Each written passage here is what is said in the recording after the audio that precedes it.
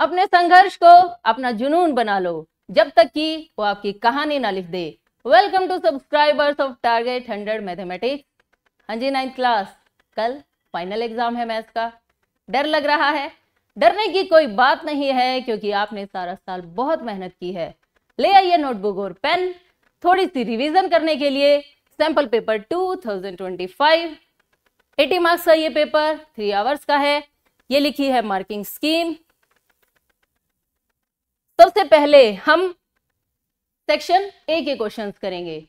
इसमें 20 क्वेश्चंस हैं, 1 मार्क के। Question number 1, which of these is not an irrational number? जो इरेशनल ना हो वो क्या होगा? वो रैशनल होगा। हमारे पास ऑप्शंस हैं √3, √5, √9 और √8। √9 को क्या लिख सकते हैं? 3, और 3 इरेशनल नहीं है, यानी रैशनल नंबर है। So this is correct answer. Now second question, एक ट्रायंगल के एंगल्स की रेशो गिवन है 2:4:3 और हमें बताना है सबसे छोटा एंगल। इसके लिए आप क्या लिखेंगे? सबसे छोटी रेशो को न्यूमरेटर में लिखेंगे, डिनोमिनेटर में इन तीनों रेशोज का सम मल्टीप्लाई बाय 180। क्यों? क्योंकि एक ट्रायंगल के तीनों एंगल्स का सम 180 होता है। इन सब का सम कितना आ जाएगा? 9 से 180 कैंसिल हो जाएगा। 20 2 जा 40। इट मींस सबसे छोटा एंगल कितने डिग्री होगा? 40 डिग्री। तो B is correct answer. Question number 3, criteria given है और हमें बताना है कि कॉन्ग्रुएंस ऑफ ट्रायंगल्स के लिए, ट्रायंगल्स की सर्वांग समता के लिए कौन सा रूल नहीं है? रूल नहीं होता SSA, कोई रूल नहीं होता। सो सी इज करेक्ट। क्वेश्चन नंबर 4, एक ट्रायंगल की 2 साइड्स की लेंथ गिवन है और हमें यह बताना है कि थर्ड साइड की लेंथ क्या नहीं हो सकती। इसके लिए हम क्या बात लगाएंगे? इसके लिए हम ट्रायंगल की दोनों साइड्स लिखेंगे जो गिवन है 5 सेंटीमीटर, 1.5 सेंटीमीटर और थर्ड साइड। इन 4 ऑप्शंस में से कौन सी नहीं हो सकती वो बताना है। चलिए फर्स्ट ऑप्शन लिया हमने, हम इसे चेक करते हैं 3.6 सेंटीमीटर के लिए। इन तीनों साइड्स में से आप बारी बारी 2 साइड्स को ऐड करेंगे और चेक करेंगे क्या सम ग्रेटर आया थर्ड साइड से। तो चलिए 5 + 1.5 6.5, क्या ये ग्रेटर है थर्ड साइड से? हाँ जी बिल्कुल। अब आप इन दोनों टर्म्स को ऐड कीजिए, 1.5 + 3.6 5.1, क्या ये ग्रेटर है 5 से? हाँ जी बिल्कुल। अब आप फर्स्ट और लास्ट को ऐड कीजिए, 8.6, क्या ये बड़ा है 1.5 से? हाँ जी बिल्कुल। ये तीनों बातें बिल्कुल सही हैं। इट मींस 3.6 सेंटीमीटर साइड हो सकती है। सिमिलरली 4.1 भी हो सकती है, 3.8 भी हो सकती है, 3.4 नहीं हो सकती। चलिए चेक कर लेते हैं क्यों। 3.4, जब आप फर्स्ट 2 साइड्स को ऐड करेंगे तो कितना आएगा? 6.5। क्या 6.5 बड़ा है 3.4 से? हाँ जी ये तो बड़ा है, बिल्कुल सही बात है। इन दोनों को ऐड कीजिए, 1.5 + 3.4 4.9, क्या बड़ा है 5 से? क्या 4.9 5 से बड़ा होता है? बिल्कुल नहीं होता। 4.9 छोटा नंबर है, 5 बड़ा है। ये बात गलत हो गई। So length of third side can not be 3.4 centimetre. D is correct answer. Question number 5, एक क्वाड्रिलेटरल के 3 एंगल्स गिवन है, फोर्थ एंगल बताना है। सिंपल सी बात है। क्वाड्रिलेटरल के 4 एंगल्स का सम 360 होता है। अगर 360 में से आप इन तीनों एंगल्स का सम माइनस कर दें, 85, 95, 105, 360 माइनस 285, दोनों को सब्ट्रैक्ट करेंगे 75 डिग्री, तो आपके पास ये फोर्थ एंगल आ जाएगा। 360 में से अगर आपने 3 एंगल्स को सब्ट्रैक्ट कर दिया तो fourth angle will be 75 degree. Question number 6 है ट्रू फॉल्स का। Equal course of a circle subtend equal angles at the centre. एक वृत्त की या सर्वांग वृत्तों की समान जीवाएं केंद्र पर समान कोण बनाती हैं। ये बात बिल्कुल सही है, यानी 6th क्वेश्चन हो गया true. Question number 7, right angle triangle का बेस यानी बी और हाइपोटेन्यूज यानी एच की वैल्यू गिवन है और हमें बताना है इसका एरिया। राइट एंगल ट्रायंगल का एरिया क्या होता है? 1/2 इंटू बेस इंटू हाइट। तो चलिए चेक कर लेते हैं हमारे पास कौन सी वैल्यूज हैं और कौन सी हमें कैलकुलेट करनी है। क्वेश्चन नंबर 7,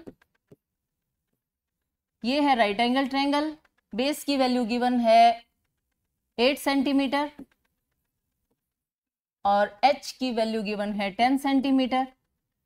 एरिया का रूल होता है 1/2 बेस इंटू हाइट, लेकिन ये एच है हाइपोटेन्यूज, ये है बेस। हमें कैलकुलेट करनी पड़ेगी हाइट को, यानी परपेंडिकुलर हमें फाइंड करना पड़ेगा। ये h4 हाइट के लिए होता है, यानी परपेंडिकुलर के लिए। 1/2 बेस की वैल्यू तो आपने 8 लिख दी, लेकिन हाइट आपको कैलकुलेट करनी पड़ेगी और उसके लिए राइट एंगल ट्रायंगल है, पाइथागोरस थ्योरम यूज होगी। h square is equal to b square plus p square, यानी 10 का square is equal to perpendicular हमें फाइंड करना है प्लस 8 का स्क्वायर, 10 का स्क्वायर 100, 8 का स्क्वायर 64 प्लस का 64 लेफ्ट साइड आकर माइनस के 64 में चेंज हो जाएगा। ये हो गया p का स्क्वायर 36। परपेंडिकुलर कितना आ जाएगा? 6 सेंटीमीटर। ओके, यानी हाइट की वैल्यू कितनी आ गई? 6, 2 से काट दीजिए, 2 3 जा 6 और 8 3 जा 24 स्क्वायर सेंटीमीटर। ये आ जाएगा ट्रायंगल का एरिया, यानी A is correct answer. Now question number 8, in A cone if radius is half and height is double. अगर रेडियस का हाफ कर दिया जाए और हाइट का डबल कर दिया जाए तो इसकी वॉल्यूम पर क्या फर्क पड़ेगा? चलिए देख लेते हैं। कोन की वॉल्यूम का क्या रूल होता है? Volume of cone, volume of cone होती है 1/3 पाई आर स्क्वायर एच। अब इसने कहा है रेडियस का हाफ कर दो, ये कर दिया हमने रेडियस का हाफ यानी r/2। ओके, और हाइट का कर दिया जाए डबल, हाइट डबल, h का क्या बन गया? 2h। अकॉर्डिंग टू क्वेश्चन हमने थोड़ी सी वैल्यूज चेंज कर दी हैं, r का हाफ कर दिया, हाइट का डबल कर दिया। चलिए अब चेक कर लेते हैं क्या फर्क आएगा। 1/3 पाई, ये स्क्वायर जब आप ओपन करेंगे r²/4, 2h as it is, 2 2 जा 4। क्या कोई और टर्म कैंसिल हो रही है? नहीं। तो अब देखिए, इस 2 को मैंने सबसे पहले लिख दिया, बाकी 1/3 pi r² h as it is. ये वाली टर्म मैंने एज इट इज लिखी क्योंकि मैंने क्वेश्चन को यहीं से स्टार्ट किया था। वॉल्यूम ऑफ कोन होती है 1/3 पाई r² h। फर्क क्या पड़ा? 1/2 हो गई, यानी वॉल्यूम विल बी हाफ, आयतन जो है वो आधा हो जाएगा। तो C is correct answer. Now question number 9, 125 से 150 का हमसे क्लास मार्क पूछा हुआ है। बड़ी ही सिंपल सी बात है, आप 125 में 150 ऐड करें और 2 से डिवाइड करें, 275 का हाफ 137.5, ये आ जाएगा क्लास मार्क। क्लास मार्क का मतलब होता है वर्ग चिन्ह। अगर आपसे यहां पर वर्ग की चौड़ाई क्लास विड्थ पूछी जाती तब आप क्या करते? 150 में से 125 को माइनस कर देते और आंसर आता 25। Now question number 10, to draw histogram to represent the following frequency distribution. हमारे पास ये डाटा गिवन है और हमें एक स्पेशल इंटरवल की एडजस्टेड फ्रीक्वेंसी बतानी है, यानी समायोजित बारंबारता। समायोजित बारंबारता का क्या फॉर्मूला होता है? बारंबारता ऊपर लिखेंगे, उसकी जो वर्ग की चौड़ाई है उससे भाग करेंगे और मल्टीप्लाई कर देंगे मिनिमम वर्ग की चौड़ाई से, मिनिमम लेंथ ऑफ इंटरवल से। देखिए, हमें बतानी है एडजस्टेड फ्रीक्वेंसी। यानी समायोजित बारंबारता। और इसका क्या फॉर्मूला बनेगा, ऊपर आप फ्रीक्वेंसी लिखेंगे, फिर इंटरवल की विड्थ लिखेंगे, विड्थ ऑफ इंटरवल जिसकी आपको एडजस्टेड फ्रीक्वेंसी चेक करनी है, मल्टीप्लाई करेंगे आप मिनिमम विड्थ से, मिनिमम विड्थ ऑफ इंटरवल। अगर हमें 25 से 45 वाले इंटरवल की एडजस्टेड फ्रीक्वेंसी यानी समायोजित बारंबारता चेक करनी है तो इसकी फ्रीक्वेंसी कितनी है 8, तो 8 को आप न्यूमरेटर में लिखेंगे। 25 से 45 के बीच में कितने का डिफरेंस है 20 का, तो ये 20 से डिवाइड करेंगे, मल्टीप्लाई इन सभी इंटरवल्स में सबसे कम विड्थ कितनी है, देखिए 10 - 5 5, 15 - 10 ये भी 5, 15 और 25 में 10 का डिफरेंस है, यहाँ पर 20 का डिफरेंस है, यहाँ पर 30 का डिफरेंस है, तो सबसे छोटी कौन सी हुई 5 to 10 वाली, यानी 5। 5 4 = 20, 4 2 = 8, इसलिए समायोजित बारंबारता का आंसर क्या आ जाएगा 2। D is correct answer. Now question number 11, एक पॉइंट गिवन है 7 4, तो देखिए अगर ये y एक्सिस है, ये x एक्सिस है, x की वैल्यू 7, y की 4, ये पॉइंट मान लीजिए यहां पर है। हमें बताना है perpendicular distance of this point from y axis, ये पॉइंट y एक्सिस से कितना दूर है, कहां पर है y एक्सिस ये, और y एक्सिस से ये कितना दूर है, ये उतना ही दूर है जितना दूर ये यहां पर है। ओके, यानी ये वैल्यू कितनी है 7। ध्यान दे बात y एक्सिस की जा रही है और आंसर आ रहा है x एक्सिस वाला।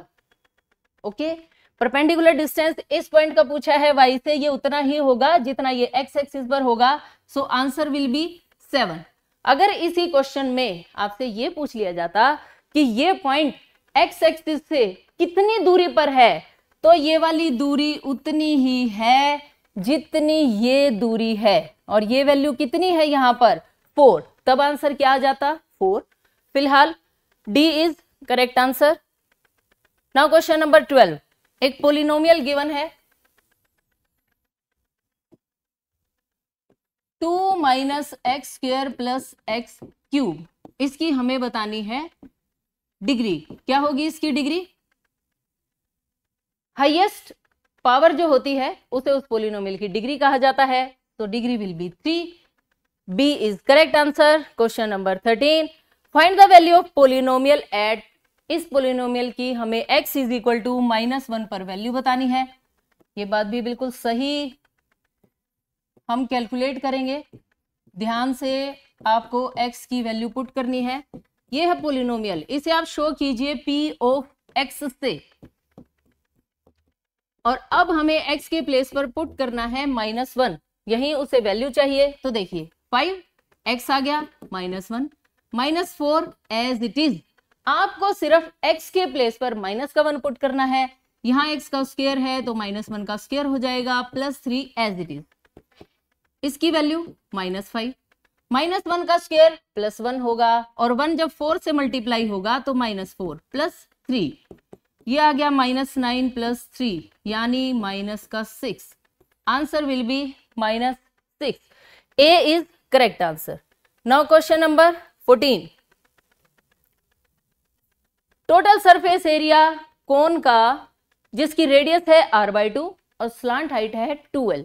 आप पहले अपना नॉर्मल फॉर्मूला लिखिए, शंकु का कुल पृष्ठीय क्षेत्रफल, क्या रूल होता है, कुल पृष्ठीय क्षेत्रफल total surface area of cone, rule होता है πr/r + l। ओके, अब इसने कहा रेडियस के प्लेस पर r/2 लिख दीजिए, ओके, और स्लांट हाइट के प्लेस पर आप लिखेंगे 2l, लिख देते हैं। r को रिप्लेस करना है r/2 से, l को रिप्लेस करना है 2l से, पाई r के प्लेस पर आपने r/2 लिख दिया, 2 बार r है तो 2 बार r/2 आएगा, ये हो गया 2l। ओके, आप सिर्फ इस 2 को अंदर भेज दीजिए, πr ब्रैकेट 2 2 = 4 प्लस ये 2 जब 2l के डिवाइड में जाएगा तो 2 से 2 कैंसिल हो जाएगा, मतलब ये 2 यहाँ डिवाइड में है, 2 2 जा 4 हो गया, ये 2 यहाँ ऐसे आ जाएगा, 2 से 2 कट, तो आपके पास क्या बचेगा l। अब ये ऑप्शन देख लीजिए, ये कहाँ है, pi R bracket l plus R by 4 लिखा है बी पार्ट में, so B is correct answer. Now question number 15, एक ट्रायंगल है, उसकी दो साइड्स इक्वल हैं, एक एंगल 50 तो दूसरा 50। चलिए चेक कर लेते हैं, ये हर बार जरूरी नहीं होता, क्या पता कौन सी साइड्स इक्वल गिवन है, कौन सा एंगल दे रखा है। आपको हमेशा मैथ्स के अंदर पहले डायग्राम बनाना चाहिए, अगर उस क्वेश्चन का डायग्राम बन सकता है तो। ए बी और बी सी इक्वल हैं, A B C, A B is equal to B C, angle B 50 है और हमसे पूछा गया है एंगल ए। बताइए, अब एंगल ए तो 50 नहीं हो सकता, क्यों, angles opposite to equal sides are equal, इस साइड के अपोजिट एंगल ए, इस साइड के opposite angle C, angle A और सी की वैल्यू इक्वल होगी। हमें पता है एक ट्रायंगल के 3 एंगल्स का सम 180, 180 में से आप पहले 150 को माइनस करेंगे 130, और हमें अब पता है कि 130 इन दोनों में इक्वली डिस्ट्रीब्यूट हो जाएगा, तो आप क्या करेंगे 130 का half 65 degree, angle A 65, angle C भी 65, ओके, तो A is correct answer. Now question number 16, चतुर्भुज के सभी आंतरिक कोणों का योग 360 होता है, sum of all the interior angles of quadrilateral is 360। Question number 17, ABCD एक चक्रीय चतुर्भुज है, यानी साइक्लिक क्वाड्रिलेटरल है, एक वृत्त के अंदर उसके चारों पॉइंट उसकी परिधि यानी सरकमफ्रेंस पर लाई करते हैं। ए बी डायमीटर गिवन है, एक एंगल 140 गिवन है और हमें कोई एंगल फाइंड करना है, तो सबसे पहले आपको इसका डायग्राम बनाना पड़ेगा। ये है डायग्राम, ए बी डायमीटर है, ABCD एक साइक्लिक क्वाड्रिलेटरल, ये वाला एंगल 140 और हमें एंगल फाइंड करना है एंगल BAC। एंगल BAC कौन सा होगा, एंगल BAC ये वाला एंगल फाइंड करना है, सॉरी BAC ये वाला, ये एंगल है question mark, okay, angle BAC ये हमें फाइंड करना है।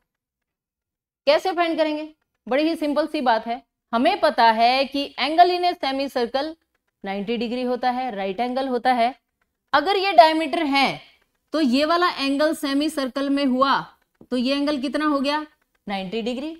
अब हमें एक और बात पता है, साइक्लिक क्वाड्रिलेटरल के अपोजिट एंगल्स का सम 180 होता है। अगर ये एंगल 140 है तो इसके सामने वाला एंगल कितना होगा 40 होगा, तभी तो इनका सम 180 आएगा, यानी ये वाला एंगल 40, ये 90। अब ये एक ट्रायंगल है ABC ट्रायंगल में आपको दो एंगल्स पता है, तो थर्ड एंगल कैलकुलेट करना कौन सा मुश्किल काम है। आप 90 और 40 को ऐड कीजिए 130 और 180 में से 130 को माइनस कर दीजिए 50 degree, okay, it means answer will be B, 50 degree will be correct answer. Understand, simple सी बात है, साइक्लिक क्वाड्रिलेटरल ये 140 तो इसके सामने 40, angle in a semi circle 90 degree, इन दोनों का सम 130, एक ट्रायंगल के 3 एंगल्स का सम 180, 180 में से 130 माइनस हो गया तो ये वाला एंगल, ये एंगल BAC 50 डिग्री आ जाएगा। So B is correct answer. Now next fill up है question number 18, angle made in a semi circle is always right angle. अभी अभी हमने इस बात का यूज किया है, समकोण होता है हमेशा 90 डिग्री होता है। क्वेश्चन नंबर 19 और 20 आ चुके हैं असर्शन और रीजन के, तो 19 में देखिए असर्शन क्या लिखी है। असर्शन में लिखा है √2 की वैल्यू 1.414, ओके, √3 की वैल्यू 1.732, बात सही है। तो इसने कहा है कि √5 इक्वल होगा √2 + √3 के, ये बात सही नहीं है। अंडर रूट वाली टर्म्स कभी भी ऐड नहीं होती इस तरह से, अनलाइक तो बिल्कुल नहीं होती। अगर आपको 2√2 में 3√2 ऐड करना पड़ जाए तब तो ये 5√2 बनेगा, बस इतना ही बनेगा। Okay, √2 as it is. लेकिन ऐसे कभी ऐड नहीं होता कि ये 3 और ये 2 मिलकर 5 बना देंगे, यानी असर्शन है रॉन्ग, गलत। रीजन देखिए, square root of positive number always exist, ये बात तो बिल्कुल सही है। Square root of positive number हमेशा एग्जिस्ट करता है, यानी रीजन है सही, ए गलत, आर सही, so D is correct answer. Okay, now question number 20। ये क्वेश्चन भी है असर्शन और रीजन का। इसके अंदर असर्शन देखिए, equal course of a circle subtend equal angles at the centre of a circle. क्या सर्कल की इक्वल कोर्स सेंटर के ऊपर इक्वल एंगल्स बनाएंगी? हाँ जी, बिल्कुल बनाएंगी। असर्शन तो सही है। रीजन, अगर कोर्स ने, अगर जीवा ने सेंटर पर इक्वल एंगल्स बना लिए तो वो कोर्स भी इक्वल होती हैं। बात तो ये भी सही है, लेकिन ये इसकी करेक्ट एक्सप्लेनेशन नहीं है, ये इसका कन्वर्स है। यहां पर इक्वल एंगल्स, यहां पर क्या है असर्शन में, इक्वल कोर्स ने इक्वल एंगल्स बनाए। रीजन क्या कह दिया, इक्वल एंगल्स बनाने वाली कोर्स इक्वल होती हैं। बातें दोनों सही, लेकिन एक्सप्लेनेशन नहीं है, यानी ए और आर दोनों सत्य हैं और आर ए की सही व्याख्या नहीं करता। सो क्वेश्चन नंबर 20 का बी आंसर हो जाएगा। और इसी के साथ section A finish. Now section B, question number 21, बिल्कुल ही छोटे छोटे और सिंपल सिंपल क्वेश्चंस हैं, बहुत जल्दी कर लेंगे आप इन्हें। 5 रेशनल नंबर्स फाइंड करने हैं 3/5 और 4/5 के बीच में। देखिए कैसे फाइंड करेंगे। जितने आपको रेशनल नंबर्स फाइंड करने होते हैं, आपको उससे एक नंबर ज्यादा 5 फाइंड करने हैं। एक नंबर आप इंक्रीज करेंगे 6 से मल्टीप्लाई और 6 से डिवाइड करना है। ओके, 4/5 को भी 6 से मल्टीप्लाई और आप 6 से डिवाइड करेंगे, ये बनेगा 18/30, 24/30। डिनोमिनेटर्स हमने बना लिए हैं सेम। अगर डिनोमिनेटर्स सेम हैं 30 तो 18 और 24 के बीच में जो भी नंबर्स हैं उनके डिवाइड में 30 लगाकर लिख दीजिए, वो इन दोनों नंबर्स के बीच के 5 रेशनल नंबर्स आ जाएंगे। तो आप क्या लिखेंगे, अतः 3/5 और 4/5 के बीच 5 परिमेय संख्याएं, 5 आपसे पूछी गई हैं, 5 रेशनल नंबर्स कौन कौन सी लिखेंगे आप संख्याएं। 18 से नेक्स्ट स्टार्ट कर दीजिए, 19/30, 20/30, 21/30, 22/30 और 23/30। ओके, ये आ गए 5 rational numbers. Question finish. 2 marks का बड़ा ही सिंपल सा क्वेश्चन है। Now next question, question number 22। आपको मल्टीप्लाई करनी है 3√5 माइनस 5√2, 4√5 प्लस 3√2।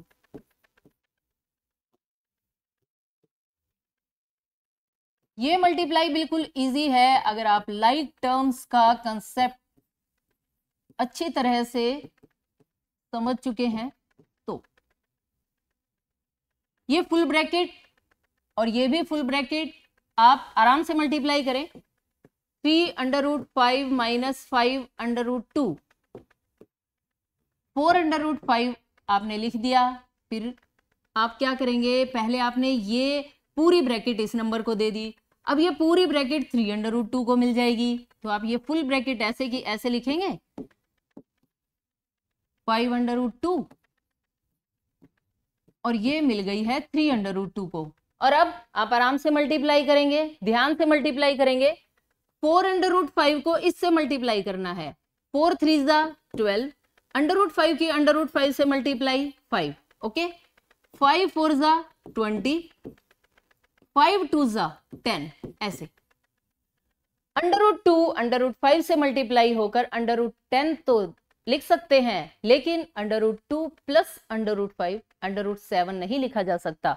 ओके, सिमिलरली अब आप 3 √2 को इससे मल्टीप्लाई करेंगे, 3 3 जा 9, 5 2 जा 10, माइनस है 5 3 जा 15, √2 के √2 से मल्टीप्लाई 2 होगी। ओके, ये हो गया 60, -20 प्लस 9 की वैल्यू -11, 15 2 जा 30, 60 में से आप 30 को माइनस कर दीजिए, 30 माइनस 11 √10, ये आ गई इन दोनों टर्म्स की मल्टीप्लाई।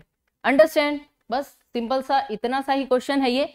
नाउ इस क्वेश्चन की चॉइस में जो क्वेश्चन है उसे देखकर तो आप बिल्कुल खुश हो गए होंगे, और इस वाले क्वेश्चन को आप बिल्कुल भी नहीं करेंगे। क्यों? क्योंकि ये क्वेश्चन है ही इतना इजी, सिर्फ ये मल्टीप्लाई बतानी है ना, बिल्कुल सिंपल।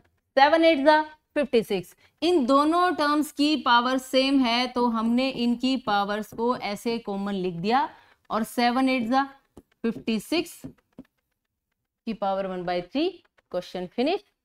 बिल्कुल पहले वाले से आसान है, दोनों में चॉइस है, तो आप यही वाला क्वेश्चन करें।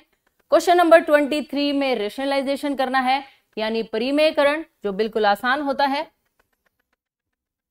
देखिए क्वेश्चन नंबर 23, 1/7 प्लस 3 √2। रेशनलाइजेशन का क्या मतलब होता है? डिनोमिनेटर का आप साइन चेंज करेंगे, उस नंबर से मल्टीप्लाई और डिवाइड दोनों ही 7 - 3√2, 7 - 3√2। न्यूमरेटर में तो सिर्फ ये आ जाएगा, लेकिन डिनोमिनेटर में आप 8th क्लास का फॉर्मूला लगाएंगे, a + b a - b क्या होता है? a² - b², यानी 7² - 3 √2 का स्क्वायर, और यहां आप लिख देंगे a + b a - b is equal to a² - b²। Okay, now numerator as it is, 7 का स्क्वायर 49, 3 √2 का स्क्वायर क्या लिखेंगे? 3 3 जा 9, और √2 का स्क्वायर सिर्फ 2, और 9 2 जा 18, 7 - 3√2 31, विच इज रिक्वायर्ड आंसर, और ये क्वेश्चन फिनिश। अंडरस्टैंड? 2 मार्क्स के हैं, बिल्कुल छोटे छोटे सवाल हैं। देखिए क्वेश्चन नंबर 24, 104 को 97 से मल्टीप्लाई करना है, लेकिन डायरेक्ट नहीं करना, आपको यहाँ रूल अप्लाई करना है। तो देखिए आप कैसे लिखेंगे क्वेश्चन नंबर 24, 104 की मल्टीप्लाई करनी है 97 से। 104 को लिख सकते हैं 100 + 4, और 97 को 100 - 3, और कौन सा रूल अप्लाई करेंगे? x + a x + b1, x² + a + b × x + ab, ये फॉर्मूला होता है। जो भी आप रूल लिखें उसे आप ऐसे बॉक्स में क्लोज कर दें। अब यहां पर x के प्लेस पर है 100, a की वैल्यू है 4, और b की वैल्यू है -3, माइनस को ना भूलें। चलिए ये रूल अप्लाई करते हैं, x का स्क्वायर यानी 100 का square plus as it is a + b यानी 4 - 3, ये पहले से ही माइनस का है, x के प्लेस पर आपने 100 लिखा, a और b की मल्टीप्लाई करनी है, यानी 4 × -3। तो अब बता दीजिए 100 का स्क्वायर 4 - 3 1, इसमें आपने 100 ऐड किया, माइनस 4 3 जा 12, 100 में से जब आप 12 माइनस करेंगे तो ये आएगा 88, और जब आप इन्हें ऐड करेंगे तो ये बन जाएगा 10088, which is required answer. Understand? ये क्वेश्चन भी फिनिश। नाउ क्वेश्चन नंबर 25 में चॉइस है, 2 क्वेश्चंस हैं, देखिए ध्यान से। k की वैल्यू फाइंड करनी है अगर x - 2 इस गिवन पोलिनोमियल का फैक्टर है तो। बहुत ही सिंपल सा क्वेश्चन। अगेन क्वेश्चन नंबर 25, मैं सबसे पहले लिख देती हूं पोलिनोमियल। px की वैल्यू है 4x³ - 3x² - 4x + 3k, और हमसे ये कहा गया है कि x - 2 px का फैक्टर है, यानी गुणनखंड है। अगर ये इसका फैक्टर है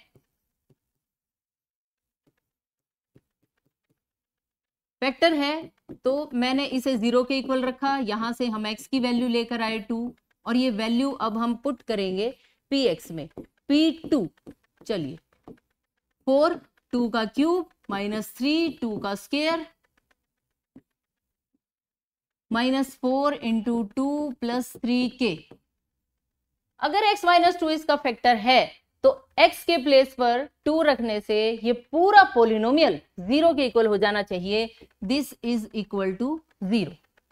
2 का क्यूब 8 8 4 जा 32 2 2 जा 4 3 जा 12 -8 plus 3k is equal to 0। Minus minus के नंबर्स आपने ऐड कर लिए, -20 plus 3k is equal to 0।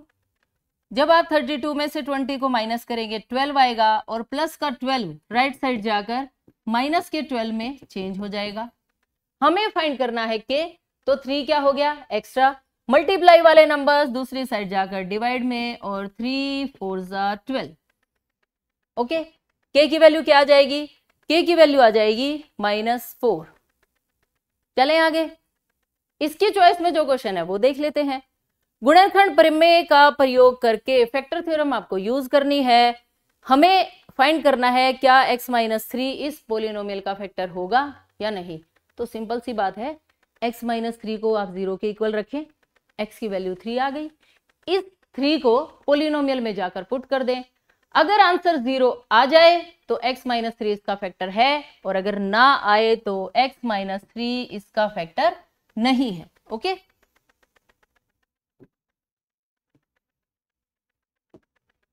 Choice में क्वेश्चन है और पोलिनोमियल की वैल्यू है px is equal to x cube minus 4x square plus x plus 6, और हमें चेक करना है x माइनस 3 को। हमने इसे 0 के इक्वल रखा, -3 दूसरी तरफ जाकर +3 में चेंज हो गया, और अब हम चेक करेंगे p3 की वैल्यू। x के प्लेस पर आपको लिखना है 3 प्लस 3 प्लस 6। ओके, 3 का क्यूब 27, 3 का स्क्वायर 9 9 4 जा 36 प्लस 3 प्लस 6, इन दोनों को हम ऐड कर लेते हैं, ये बन गया 9। 27 प्लस 9 36 माइनस 36, ये तो 0 आ गया। 0 आ गया, इट मीन्स x माइनस 3 इसका एक गुणनखंड है। लास्ट में आप लिख देंगे अतः x माइनस 3 px का गुणनखंड है, क्योंकि आंसर क्या आ गया 0। x इज इक्वल टू 3 ने इस पोलिनोमियल को सेटिस्फाई कर दिया। और इसी के साथ सेक्शन बी फिनिश। तैयार हो जाइए सेक्शन सी करने के लिए। Let y varies directly as x। y x के साथ डायरेक्टली वेरीज कर रहा है। y की वैल्यू 12, x की वैल्यू 4, तब आपको एक लीनियर इक्वेशन लिखनी है, यानी रैखिक समीकरण लिखना है, और y की वैल्यू बतानी है अगर x की वैल्यू 5 है तो। हाँ जी, स्टेटमेंट कुछ समझ में आई? नहीं, क्योंकि इस टाइप का कोई क्वेश्चन नहीं आपने अभी तक किया है, बिल्कुल न्यू क्वेश्चन है, लेकिन काफी आसान है। y varies directly as x का मतलब है y डायरेक्ट प्रोपोर्शन में है x के। ओके, y x के अनुक्रमानुपाती है। अब आपको क्या करना है, इस सिंबल को यहां से हटाकर यहां पर इक्वल लाना है, और ये इक्वल लाने के लिए आपको यहां लिखना पड़ेगा k। y 12 और x 4, स्टेटमेंट में गिवन है y को 12 लिखें, x को 4 लिखें। इसको बना दे फर्स्ट इक्वेशन, और यहां वैल्यू पुट करेंगे आप। 12 is equal to k into 4, multiply वाले नंबर्स डिवाइड में, k की वैल्यू 12 बाय 4, 4 3 जा 12, यानी k की वैल्यू क्या आ गई 3। k की इस वैल्यू को पुट कीजिए फर्स्ट इक्वेशन में, put in equation 1। Put in equation 1।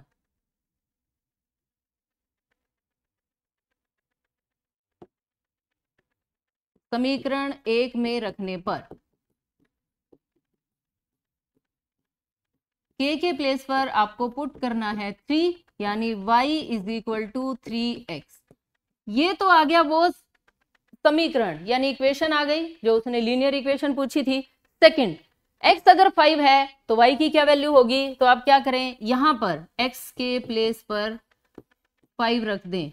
x बराबर 5 रखने पर x आपने 5 लिख दिया, 5 3 जा 15, तो y की वैल्यू क्या आ गई 15। बस ये इतना छोटा सा क्वेश्चन 3 मार्क्स का है, बिल्कुल इजी है, थोड़ा सा आपको ध्यान से स्टेटमेंट समझनी है। Okay, now next question, question number 27। दवा का एक कैप्सूल है 3.5 mm व्यास और शेप है स्फीयर। डायमीटर गिवन है, स्फीयर की बात चल रही है और हमें यह बताना है कि इस कैप्सूल को भरने के लिए कितनी दवा की जरूरत है, यानी हमें इस कैप्सूल की वॉल्यूम फाइंड करनी है। और स्फीयर की वॉल्यूम का क्या फॉर्मूला होता है, 4/3 पाई आर क्यूब। डायमीटर गिवन है, रेडियस की वैल्यू कैलकुलेट करें और यहां पर पुट करें। तो चलिए क्या लिखेंगे आप, डायमीटर क्वेश्चन नंबर 27, व्यास गिवन है 3.5 mm मिलीमीटर, तो त्रिज्या यानी रेडियस क्या हो जाएगी, इसका हाफ हो जाएगी 3.5/2। और अगर मैं ये डेसिमल यहां से हटाऊं तो 3.5 का मतलब होता है 35/10 और 10 2 से मल्टीप्लाई होकर बन जाएगा 20। ये आ गई रेडियस। ओके, अब हमें चाहिए वॉल्यूम, आयतन का फॉर्मूला 4/3 पाई आर क्यूब। चलिए वैल्यू पुट करते हैं, 4/3, पाई की वैल्यू 22/7, रेडियस की वैल्यू है 35/20, लेकिन कितनी बार लिखना पड़ेगा, 3 टाइम्स लिखना पड़ेगा।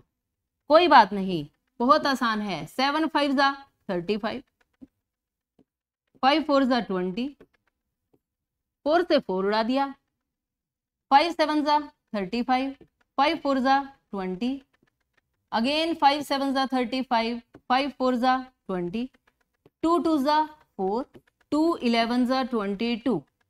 और कोई टर्म अगर कैंसिल हो रही है तो देख लीजिए ध्यान से, अगर कुछ भी टर्म कैंसिल नहीं हुई तो मल्टीप्लाई करते हैं, 3 2 4 24, 11 7 7, 7 7 जा 49, 49 और 11 की मल्टीप्लाई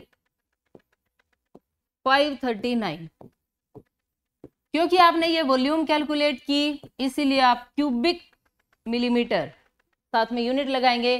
क्वेश्चन फिनिश हो चुका है और 3 मार्क्स आपके बिल्कुल आराम से।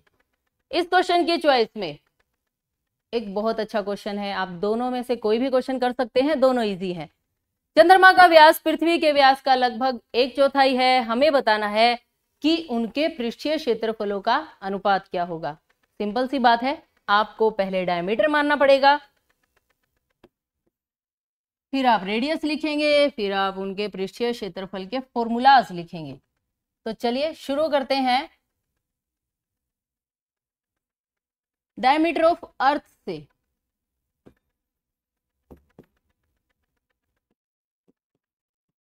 माना पृथ्वी का व्यास, पृथ्वी के व्यास को आप जरा स्पेशल मान लें, क्या मान लें, हमने मान लिया 4D। क्यों, क्योंकि मून का जो डायमीटर है वो अर्थ के डायमीटर का 1/4 है। अगर मैं इसका 1/4 कर दूंगी तो वो क्या आ जाएगा, वो आ जाएगा डायमीटर ऑफ मून यानी चंद्रमा का व्यास। ओके, ताकि फ्रैक्शन में हमारी ज्यादा वैल्यू यूज ना हो, इसे हमने 4D मान लिया, इसे D मान लिया। यहां से रेडियस की वैल्यू क्या आएगी, रेडियस होती है डायमीटर का हाफ, 4 का हाफ होता है 2, तो रेडियस हो गई 2D। और यहां से रेडियस की वैल्यू क्या आएगी, D/2। अंडरस्टैंड। अब हमें इनके पृष्ठीय क्षेत्रफल सरफेस एरियाज की रेशो बतानी है, तो चलिए लिख लेते हैं, चंद्रमा का पृष्ठीय क्षेत्रफल surface area of moon divided by पृथ्वी का पृष्ठीय क्षेत्रफल। रूल क्या होता है, 4πr²। आपने चंद्रमा की रेडियस को स्मॉल r माना है, और अर्थ की रेडियस को कैपिटल आर माना है। 4 पाई से 4 पाई कैंसिल। आपको सिर्फ रेडियस के स्क्वायर की रेशो करनी है। रेडियस का स्क्वायर, छोटी रेडियस का स्क्वायर क्या होगा, d/2 है तो ये बन गया d²/4 divided by capital R का स्क्वायर। 2d का स्क्वायर क्या बनेगा, ये बनेगा 4d²।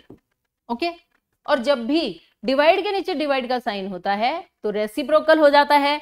हम इसे यहां पर 1 मान सकते हैं, तो ये क्या बन जाएगा, d²/4 मल्टीप्लाई ये 1 यहां और 4d² यहां, d² से d² कट, 4 4 जा 16। इट मीन्स रेशो क्या आ गई, 1:16। ये वैल्यू इसने हमसे पूछी है, रेशो बतानी है 1:16। Question finish. Now question number 28।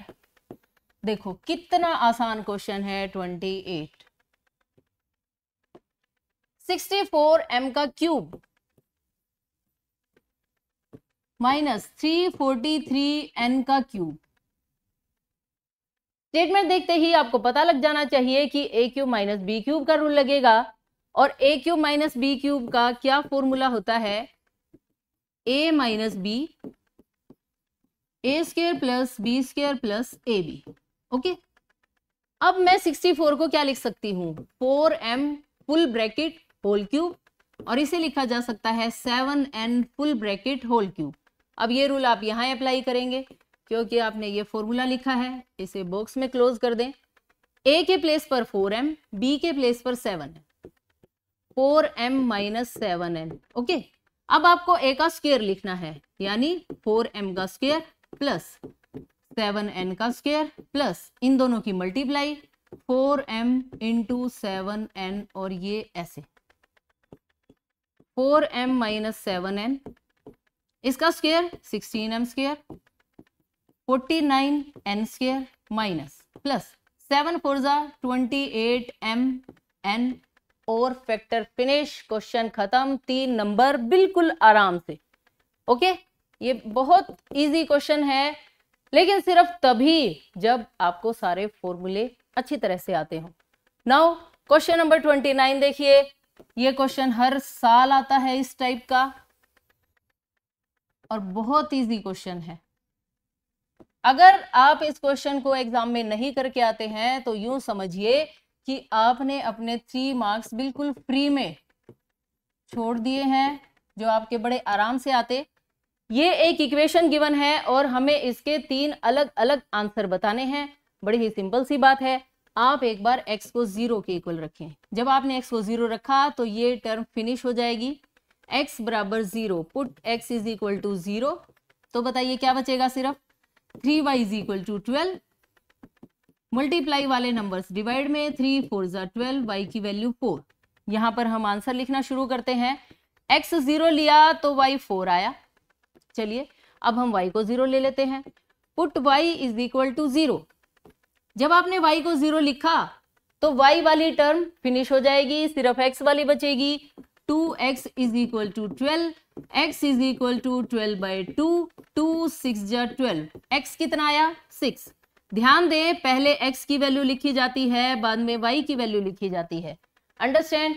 अब आपकी मर्जी है, आप कोई भी वैल्यू पुट कर सकते हैं। x को आप 1 रखें, 2 रखें, कुछ भी रख सकते हैं। अगर आपने x को 1 लिखा, 2 1 जा 2, बाकी term as it is 3y plus 12, 3y is equal to 12। अब हमें यहां से y कैलकुलेट करना है। सिंपल सी बात है, 2 और 3 एक्स्ट्रा हैं, दूसरी साइड जाएंगे, प्लस का 2 दूसरी तरफ जाकर -2 में चेंज हो जाएगा, और 12 में से 2 सब्ट्रैक्ट होते ही 10 आ जाएगा, और फिर y उसे जाकर कर देगा डिवाइड, और ये आ गई y की वैल्यू। तो थर्ड आंसर क्या होगा, 1 और 10/3, 1 और 10/3। ओके, ये कोमा है, 1, 10/3। तो 3 सॉल्यूशंस आर, ये आ गए 3 सॉल्यूशन। ओके, 0 4 6 0 1 और 10/3। Question finish. बताइए, इस क्वेश्चन में कुछ भी नहीं है, इसलिए ये क्वेश्चन आपको जरूर करना आना चाहिए 3 मार्क्स लेने के लिए। Now question number 30। 0.2353535 को पी बाई क्यू के फॉर्म में लिखना है। ये बहुत आसान है। कैसे लिखेंगे आप? इस टाइप के काफी सारे क्वेश्चंस हैं आपकी बुक में। क्वेश्चन नंबर 30, हमने इस नंबर को मान लिया है x is equal to 0.23535 up to so.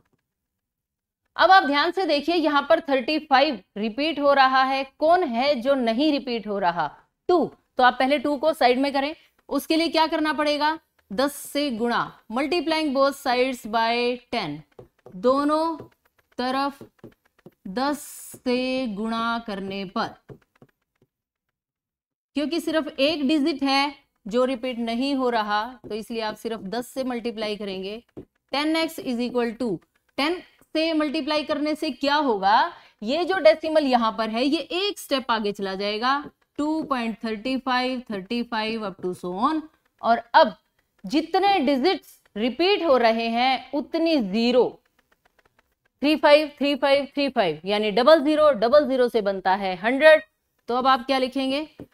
Multiplying both sides by 100, दोनों तरफ 100 से गुणा करने पर, ये लिख लेंगे आप। 100 से मल्टीप्लाई करेंगे तो इस तरफ बन जाएगा 1000, इसे 100 से मल्टीप्लाई करेंगे तो ये डेसिमल 2 प्लेस आगे चला जाएगा, 235.35 up to so on.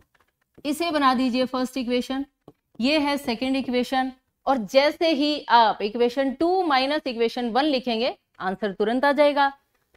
Equation 2 minus equation 1 कर दीजिए सब्ट्रैक्ट। लेफ्ट साइड में से लेफ्ट साइड सब्ट्रैक्ट होगी। 100 माइनस 10 की क्या वैल्यू होती है? Sorry 1000 x minus 10x। Left में से आपने लेफ्ट माइनस कर दिया और राइट साइड को देखिए ध्यान से, डेसिमल के जो बाद वाली वैल्यूज हैं वो बिल्कुल सेम है, इसलिए ये कैंसिल हो जाएंगी। आपको सिर्फ 235 में से 2 को माइनस करना है। अगर आप यहां से 2 को माइनस करेंगे तो ये कितना बचेगा? 233। ओके, अब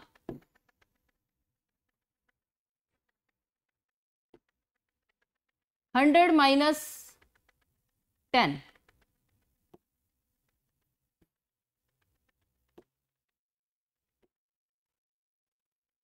990 x is equal to 233। Multiply वाले नंबर्स दूसरी साइड जाकर डिवाइड में, और इसी के साथ ये क्वेश्चन फिनिश। अंडरस्टैंड? 233 अपॉन 990 ये आंसर आ गया है। Now next question, question number 31। Again factor का क्वेश्चन है। चॉइस है आपके पास 2 क्वेश्चंस में और दोनों ही क्वेश्चंस बिल्कुल इजी। सैंपल पेपर आपका काफी इजी आया है, कल एग्जाम देखते हैं कि वो कैसा आएगा। Question number 31,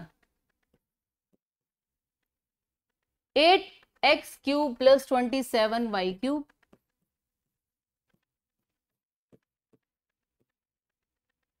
plus 36 x square y plus 54 x y square, हमें इसके फैक्टर करने हैं। तो देखिए बिल्कुल ही सिंपल सी बात है, यहां पर ये क्यूब लगे हुए हैं तो हमें एक बात तो देखनी पड़ेगी कि किन नंबर्स का होल क्यूब लिखा जा सकता है इन्हें। 8 को क्या लिखा जा सकता है? 2 2 जा 4 2 जा 8 यानी 2x का होल क्यूब, प्लस इसे आप लिख सकते हैं 3y का होल क्यूब प्लस, बस और कुछ ना लिखें।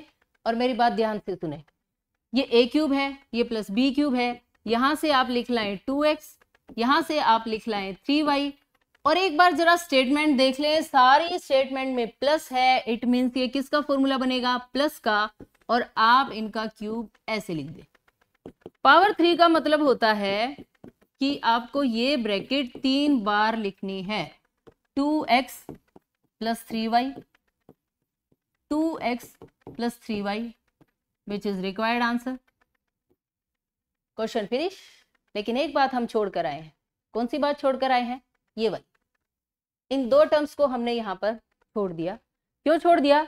क्योंकि हमें यहां पर एक रूल अप्लाई करना है, उसके लिए आपको इस स्टेटमेंट की तरफ बिल्कुल नहीं देखना, सिर्फ आपको रूल याद होना चाहिए। यहां आपने कौन सा रूल अप्लाई किया, a प्लस बी का होल क्यूब। यहां आप फॉर्मूला लिखेंगे, क्या लिखेंगे कि a प्लस बी का होल क्यूब क्या होता है, a cube plus B cube plus, ध्यान से 3ab ब्रैकेट a प्लस बी। इतनी बात आई समझ में। अब देखिए हम इसका कैसे यूज करते हैं। फॉर्मूले में a क्यूब ये है, b क्यूब ये है, 3ab हमें लिखना है। कैसे लिखोगे, 3 a के प्लेस पर लिखना 2x, b के प्लेस पर लिखना 3y। ओके, ये मल्टीप्लाई का सिंबल है, 3ab bracket a plus b का मतलब है 2x प्लस 3y। बस कोई टेंशन लेने की जरूरत नहीं है, लेकिन फिर भी आप चेक करना चाहते हैं तो आप इनकी मल्टीप्लाई कीजिए। 3 2 जा 6, 6 3 जा 18, 18 2 जा 36, ये रहा 36। x कितनी बार आया है, 2 बार, ये रहा x का स्क्वायर। और y ऑटोमेटिक, आराम से मल्टीप्लाई आगे भी कीजिए।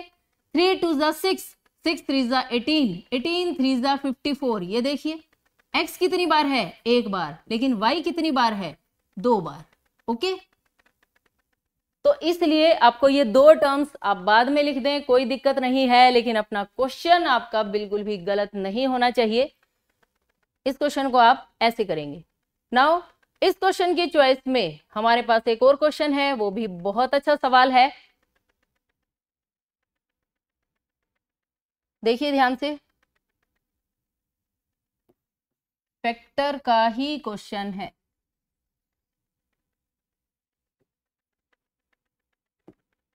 स्टेटमेंट लिख देती हूं मैं, 8x cube plus y cube plus 27z cube minus 18xyz। अब इन क्यूब्स में और पहले वाले क्वेश्चंस के क्यूब्स में थोड़ा सा फर्क है, वहां 2 टर्म्स का क्यूब था और यहाँ पर 3 टर्म्स का है। तो आप क्या लिखेंगे, यानी यहाँ पर फॉर्मूला चेंज हो गया है। 27 को 3z का होल क्यूब लिखा जा सकता है, minus 3 into first term into second term into third term. 3 2 जा 6, 3 जा 18 xyz जो यहाँ है। ओके, यानी यहाँ पर कौन सा फॉर्मूला अप्लाई हो रहा है, x cube plus y cube plus z cube minus 3xyz किसके इक्वल होता है, ये होता है x plus y plus z into x square plus y square plus z square minus x y minus y z minus z x. मुश्किल लग रहा है तो नहीं, है तो आसान, मुश्किल नहीं है। फॉर्मूला आप अप्लाई करते ही आंसर पा जाएंगे, और जैसे ही आंसर लिखेंगे 3 मार्क्स आपकी मार्कशीट में लिखे जाएंगे। तो मुश्किल क्या है इसमें, कुछ भी नहीं। ये फॉर्मूला आपको अप्लाई करना है। x के प्लेस पर क्या है 2x, y के प्लेस पर y, z के प्लेस पर 3z। इसको तो आप लोगों को देखना ही नहीं है, आप सिर्फ यहां ध्यान करें। फर्स्ट ब्रैकेट में first term plus second term plus third term, और सेकेंड ब्रैकेट में इनके स्क्वायर, और फिर बारी बारी से उनकी मल्टीप्लाई, साइन माइनस आएगा, बस इस बात का ध्यान रखें। तो चलिए अप्लाई करते हैं हम इस फॉर्मूले को।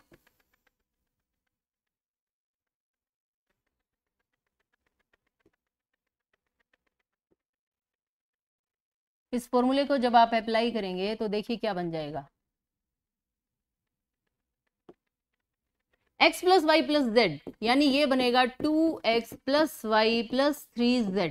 ये तो आ गया फर्स्ट ब्रैकेट का काम। सेकेंड ब्रैकेट में आपको इनके स्क्वायर्स करने हैं। आप चाहें तो फर्स्ट लाइन में ब्रैकेट लगाकर होल स्क्वायर लिखें, फिर नेक्स्ट लाइन में आप उनके स्क्वायर्स ओपन कर दें। मैं यहाँ पर डायरेक्ट इनके स्क्वायर्स लिख देती हूँ। 2x का square 4x square plus second term का स्क्वायर यानी y का स्क्वायर, थर्ड टर्म का स्क्वायर यानी 9z स्क्वायर, माइनस, अब आपको बारी बारी इनकी मल्टीप्लाई करनी है। 2x और y की मल्टीप्लाई 2xy, y और 3z की 3yz, माइनस फर्स्ट और लास्ट की मल्टीप्लाई 3 2 जा 6 x z, और 3 मार्क्स आपकी मार्कशीट में है ना। बिल्कुल आसान काम है। एक लाइन आप यहाँ पर और इंक्रीज कर सकते हैं, मैंने बताया जैसे 2x का होल स्क्वायर लिखें, 3z का होल स्क्वायर लिखें और आराम से अगली लाइन में इन स्क्वायर्स को ओपन कर दें, बाकी टर्म्स एज इट इज और ये क्वेश्चन फिनिश।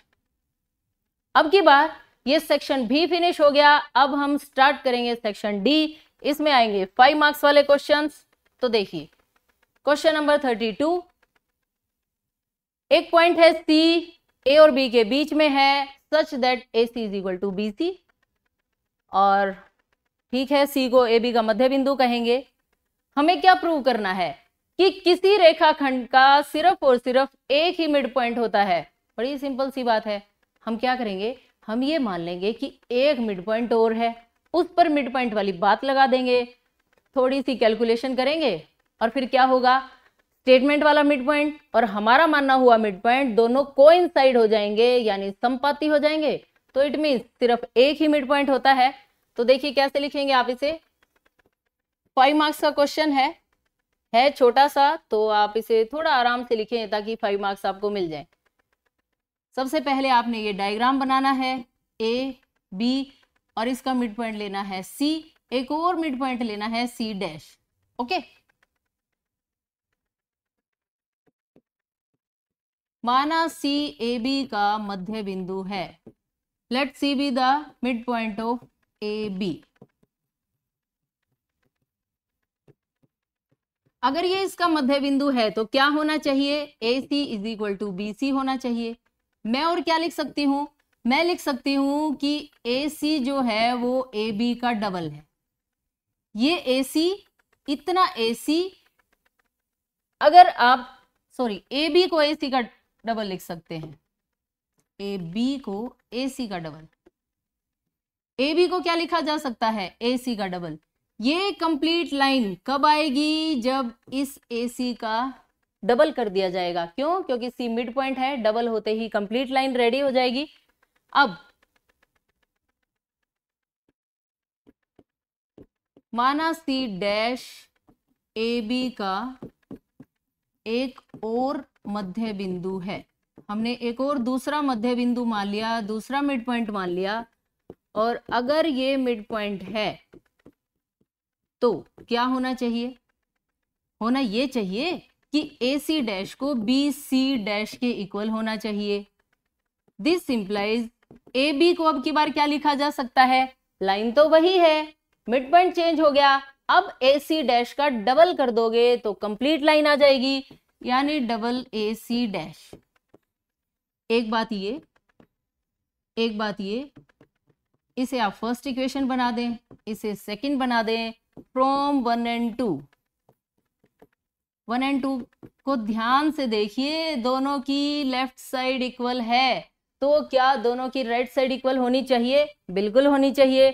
2ac को आप किसके इक्वल लिख देंगे, 2ac डैश के इक्वल लिख देंगे। तो चलिए लिख देते हैं,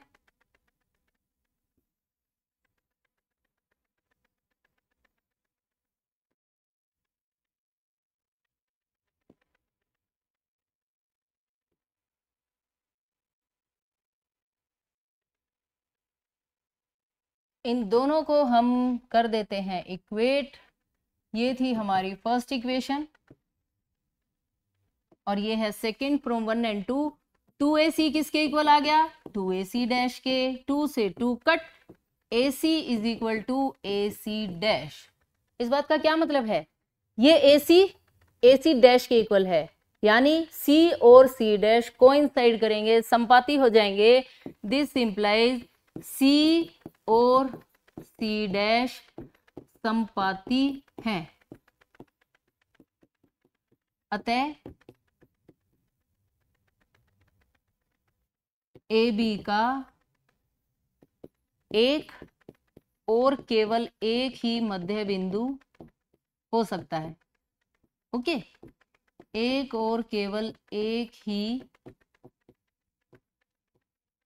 मध्य बिंदु हो सकता है। ओके, लिख लें आप इस लाइन को कंप्लीट।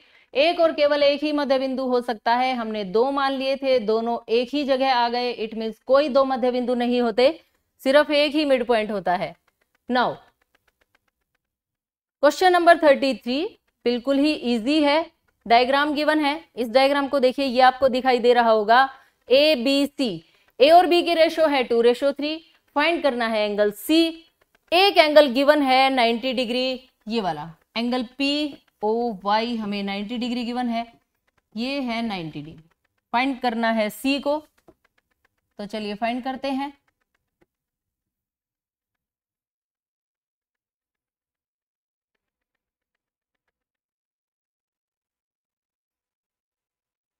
क्वेश्चन नंबर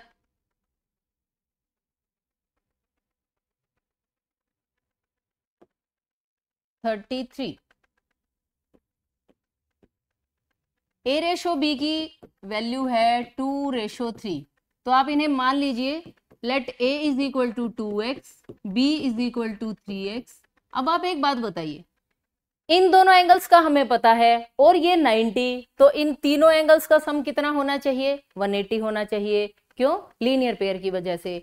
या फिर आप एक बात और भी कह सकते हैं, अगर 90 इस तरफ रह गया तो a प्लस बी का आंसर ऑटोमेटिक 90 ही रह जाएगा, यानी a प्लस बी की वैल्यू कितनी हो गई? 90।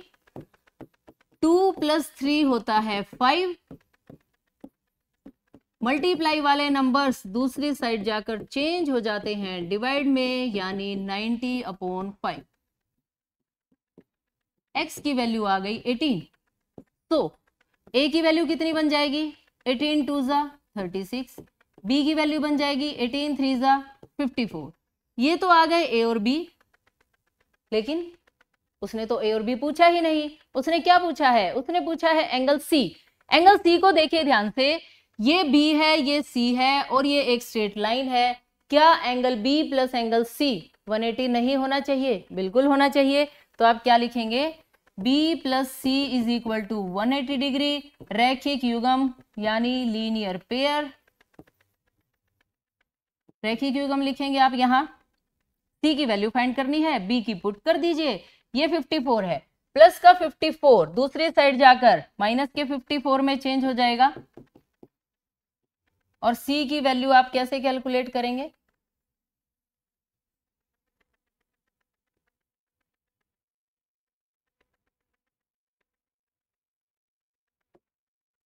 c की वैल्यू 180 माइनस 54 सब्ट्रैक्ट करेंगे 126, ये आ गई c की वैल्यू। दिस इंप्लाइज का साइन लगा दीजिए, बीच में इक्वल होता है तो इस तरफ तीर वाला बराबर का निशान लगता है। c की वैल्यू 126 आ गई। क्वेश्चन फिनिश है। 5 मार्क्स का क्वेश्चन है और देखिए कितना आसान है। इस क्वेश्चन की चॉइस में जो क्वेश्चन दे रखा है उसके आंसर में तो 5 लाइंस भी नहीं है, फिर भी आपको 5 मार्क्स मिल जाएंगे। तो अगर दोनों की चॉइस है, दोनों ही आसान है, जो भी आपको समझ में आ जाए तो आप उस क्वेश्चन को वहां पर लिख दें। देखिए चॉइस में जो क्वेश्चन है उसकी स्टेटमेंट ये है, ये एंगल 50, ये 127, ये ट्रायंगल है, एंगल एक्स और वाई आपको फाइंड करने हैं। एक सिंपल सी बात बता दीजिए, जब इन्होंने ये लाइंस पैरेलल दे दी, ये ट्रांसवर्सल हो गई, तो क्या यहाँ पर z बना? और z बना तो ये 50, तो x भी कितना हो गया? 50 डिग्री। रीजन आप क्या लिखेंगे? एकांतर कोण यानी अल्टरनेट एंगल्स। अब हम इसे 5 मार्क्स का आंसर लिखें तो थोड़ा बहुत आप लिख दीजिए। क्या लिखेंगे? जो गिवन है उसे लिख दीजिए, जो फाइंड करना है फिर आराम से उसे फाइंड करेंगे। A B parallel C D ये दे रखा है, angle A P Q 50 degree ये भी गिवन है, angle P R D 127 degree ये भी दे रखा है। तो आप क्या लिखेंगे? हम लिखेंगे अगर ए बी सी डी के पैरेलल है, पी क्यू तिर्यक रेखा है, P Q is transversal, P Q तिर्यक रेखा है, transversal line, then this implies x is equal to 50 डिग्री। रीजन आप क्या लिखेंगे? अल्टरनेट एंगल्स यानी एकांतर कोण, अल्टरनेट एंगल्स एकांतर कोण। ये तो आ गई x की वैल्यू, एक बात। दूसरा हमें फाइंड करना है y। y को आप कैसे फाइंड करेंगे? सिंपल सा आप एक रूल लगाएंगे, एक त्रिभुज का बाह्य कोण आंतरिक कोणों के दूरस्थ आंतरिक जो इससे दूर है, एक्स और वाई दूर हैं, ये वाला कोण आपको नहीं लेना है, इससे दूर जो कोण है उन दोनों के सम के इक्वल होता है। ओके, तो ये तो आ गया फर्स्ट पार्ट। सेकंड पार्ट के लिए आप क्या लिखेंगे, 5 मार्क्स का है, थोड़ा सा आप ज्यादा लिखें, अदरवाइज ये 3 लाइंस का ही आंसर है इस क्वेश्चन का। आप लिखेंगे, हम जानते हैं कि त्रिभुज का बाह्य कोण, हम जानते हैं कि त्रिभुज का बाह्य कोण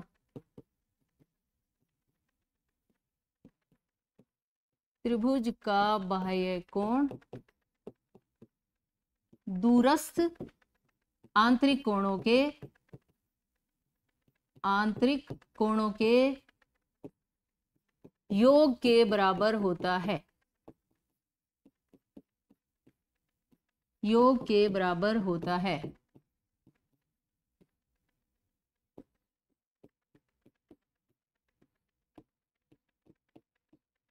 this implies x plus y is equal to 127 degree. Okay, और जैसे ही आप यहां पर ये बात लिखेंगे, x की वैल्यू पुट करना, 50 plus y is equal to 127, यहां से y की वैल्यू आएगी 127 माइनस 50 डिग्री, और जब आप इसमें से माइनस करेंगे तो ये आ जाएगा 77 डिग्री। ओके, और ये क्वेश्चन फिनिश। अंडरस्टैंड? मेन बात तो बस ये थी, x plus y is equal to 127 और x डायरेक्टली 50 है क्योंकि एकांतर कोण है। Question finish. 5 मार्क्स के लिए थोड़ा सा आप लिख दें ताकि आपको आराम से 5 मार्क्स मिल जाए। पेपर चेक करने वाले को नंबर काटने का बहाना आपको नहीं देना है।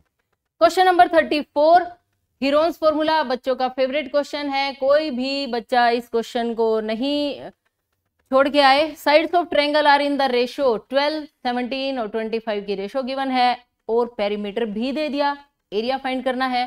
तो चलिए question number 34, sides of triangle हमें दे रखी हैं त्रिभुज की भुजाएं। मान लेते हैं 12x, 17x, 25x।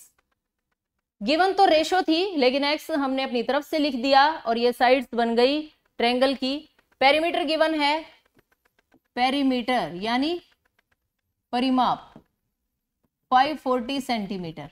ओके, और पेरीमीटर होता क्या है, सम ऑफ ऑल साइड्स। आप इन 3 साइड्स का सम कर दीजिए, 12x plus 17x plus 25x is equal to 540, 54x is equal to 540। यहां से x की वैल्यू क्या आ जाएगी, 54 बाय 540 बाय 54, ये आ गया 10। x की वैल्यू 10 आ गई।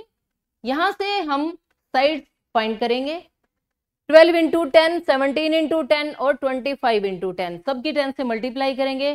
ट्रायंगल की साइड्स आ गई, पेरीमीटर है, s कैलकुलेट कीजिए और हीरोन्स फॉर्मूले में पुट कर दीजिए। ओके, तो साइड्स आर 12, 17 और 25। सो साइड्स आर 12 की मल्टीप्लाई, 17 की मल्टीप्लाई और 25 की मल्टीप्लाई। ओके, पेरीमीटर 540 था तो s क्या होता है, सेमी पेरीमीटर, इसका आप हाफ कर दीजिए 270 सेंटीमीटर। एरिया ऑफ ट्रायंगल यानी त्रिभुज का क्षेत्रफल, फॉर्मूला लिख दीजिए, Heron's formula s bracket s minus a, s minus b, s minus c का अंडर रूट। ओके, और अब हम ये वैल्यूज यहां पर पुट करेंगे साइड्स वाली।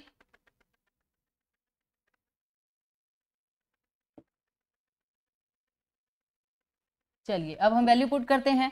s की वैल्यू है 270, फिर 270 में से आपको 120 माइनस करना है, 170 माइनस करना है और 50 माइनस करना है। Okay, under root as it is, 270 multiply 150, 100, 220। अब आप एक खास बात देखिए, इन सब के साइड में क्या लगा है, एक एक जीरो सब में है, तो यहां से आप 10 को कॉमन निकाल लीजिए। आप कैसे लिखेंगे, 27 इंटू 10, 15 इंटू 10, 100 तो होता ही है 10 इंटू 10, और ये है 22 इंटू 10। पहले आप आराम से इस 10 को आउट कर लीजिए। 2 10 का 1 10 बन गया अंडर रूट से बाहर आकर, क्योंकि 10 का स्क्वायर है, जब बाहर आएगा तो ये 10 बन जाएगा। ओके, अब जो टर्म्स बच गई उनके आप ऐसे फैक्टर कर लीजिए कि या तो कंप्लीट स्क्वायर रूट बन जाए, जैसे 27 को आप क्या लिख सकते हैं, 9 3 27, 9 अंडर रूट से बाहर आ जाएगा 3। और अगर आपको ऐसे भी दिक्कत है तो आप क्या करें, जो नंबर्स बच गए उनके बिल्कुल छोटे छोटे छोटे टुकड़े कर लीजिए। जैसे 27 को आप लिखेंगे 3 इंटू 3 इंटू 3। ओके, फिर दो दो के पेयर में से एक एक को बाहर ले आइए। जैसे 27 को लिखा 3 3 3, 15 को लिखिए 3 5 जा, ये बाहर ये बाहर, ये सारे बाहर जा चुके हैं। 22 को क्या लिखा जा सकता है,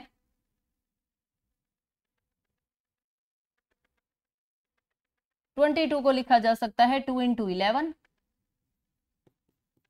और 10 को लिखा जा सकता है 2 इंटू 5। ओके, अब इसमें से हम पेयरिंग बाहर निकालेंगे। ये 3, यहां से ये 3, एक 5, एक 2,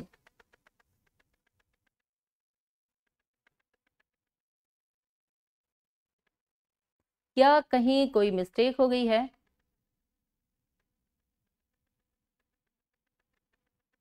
-270 ओके, चलिए इसमें से अब हम इन नंबर्स को बाहर निकाल लेते हैं। क्या हमारे पास टर्म बचेगी, बाहर है 100, यहां से एक 3 बाहर, ये 3, यहां से एक और 3 बाहर, ये 3,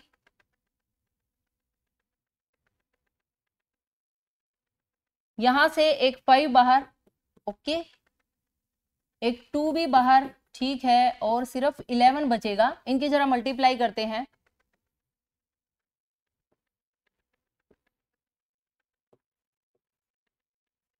नाइन 9000 √11 स्क्वायर सेंटीमीटर, ये आ गया एरिया।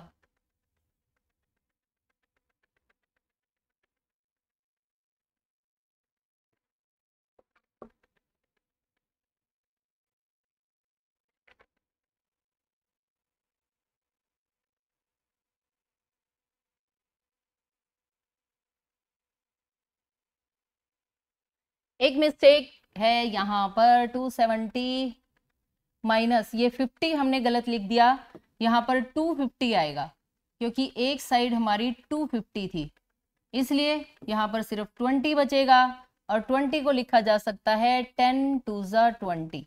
ओके, 10 2 20 लिखने से आप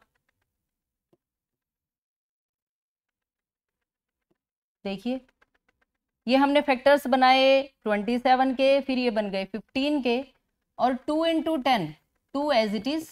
10 को क्या लिख सकते हैं, 2 इंटू 5। ओके, 5 का भी पेयर बन गया, 2 का भी पेयर बन गया, ये सभी बाहर आ जाएंगे, बस ये टर्म नहीं आएगी। Answer will B 9000 square centimetre. गलती का ध्यान रखें, इतना ध्यान रखने के बाद भी मिस्टेक हो जाती है। 250 एक साइड थी, हमने वहां 50 लिख दिया, और इसलिए सारा क्वेश्चन फिर गलत हो जाता है, पर अभी बच गया। आंसर 9000 स्क्वायर सेंटीमीटर है, और ये 5 मार्क्स का क्वेश्चन फिनिश। नाउ इस क्वेश्चन की चॉइस में हमारे पास एक और क्वेश्चन है, जो कर्व की कैप वाला। राइट सर्कुलर कोन यानी शंकु की शेप है, रेडियस गिवन है, हाइट भी पता है, और ये बताना है कि अगर आप ऐसी ऐसी 10 कैप्स बनाते हैं तो उसके लिए कितना कितना एरिया वाली शीट चाहिएगी। अगर 1 स्क्वायर सेंटीमीटर शीट का प्राइस 0.35 है तो 10 कैप्स का प्राइस भी बताना है। इन दोनों क्वेश्चंस में अगर आप देखें तो ये वाला क्वेश्चन काफी इजी है, अगर मिस्टेक ना हो। ओके, चलिए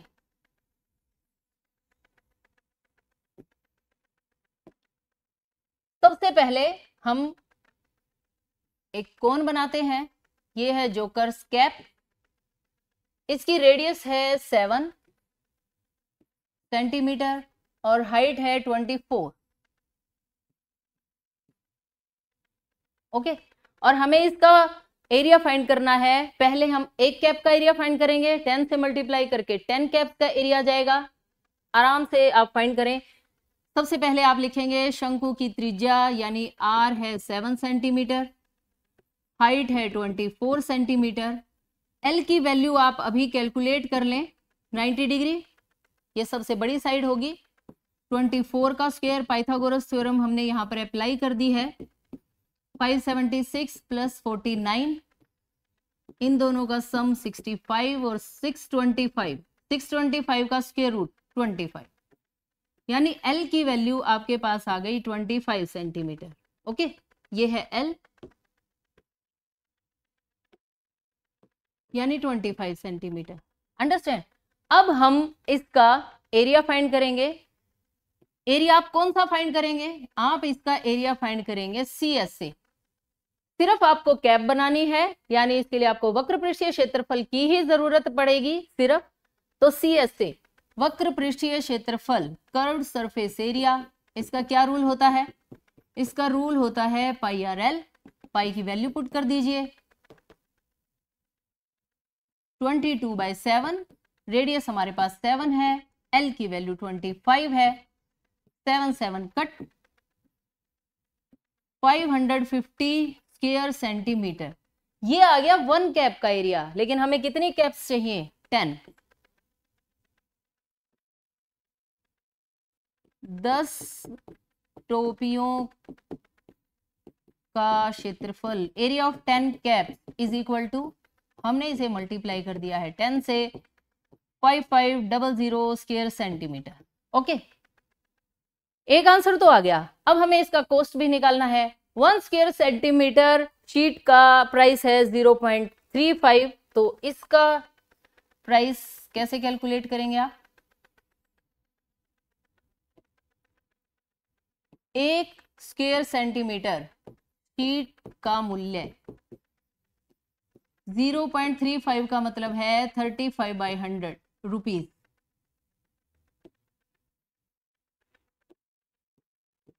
रुपीज 35/100।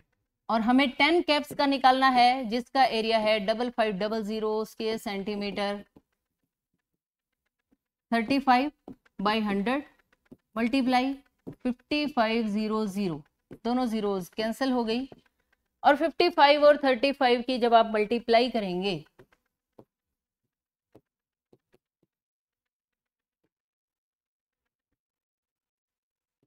1925, ये आ गया पोस्ट 10 कैप्स का रुपीज 1925। अंडरस्टैंड? इन दोनों क्वेश्चंस में से आप कोई भी क्वेश्चन करें पर गलती ना करें।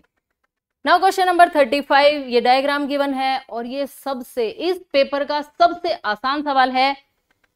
एक क्वाड्रिलेटरल है ABCD, AC और AD इक्वल दे रखे हैं।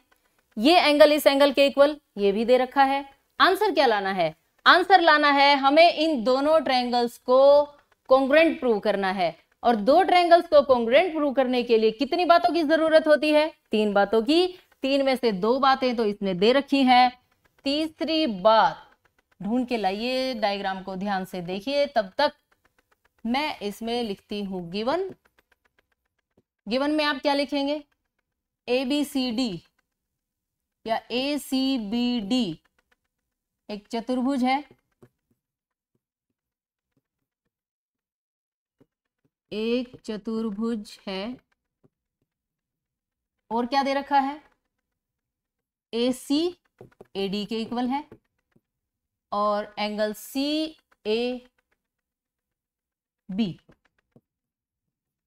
Is equal to angle DAB। ये दोनों एंगल्स भी इक्वल दे रखे हैं। टू प्रूव भी आपको स्टेटमेंट से ही लिखना है। ट्रायंगल ABC को कॉन्ग्रुएंट दिखाना है ट्रायंगल ABD के। ये हो गया टू प्रूफ। चलिए प्रूफ में आप क्या लिखेंगे बताइए?